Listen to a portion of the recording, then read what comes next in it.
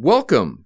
Today we're going to troubleshoot missing dial tone issues on your Brother MFC-J6545DW. This video will cover multiple models. Even though your machine may not match the model referred to on the screen, the overall process will be the same. Before getting started, please verify that your Brother machine is powered on and that a telephone cord is installed in the line jack. If you're using standard telephone service, the other end of the cord will need to be plugged into a working wall jack.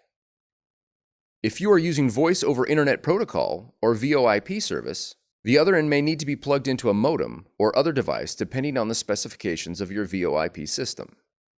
Contact your VoIP provider for more details on connecting your machine to the VoIP system. We will begin by checking for dial tone. From the home screen, press the fax icon on the touchscreen. Now press hook and listen for dial tone. Press hook again to disconnect, then press the home key. If dial tone was heard, the issue is resolved. If not, disconnect the phone cord from your machine and verify that you are using a 2-wire phone cord. If you're using a 4-wire cord, replace it with a 2-wire cord like the one supplied with your machine. Once you've verified that you are using a 2-wire cord, you will need to test your telephone or VoIP service by plugging a telephone into the wall jack or VoIP device and listening for dial tone.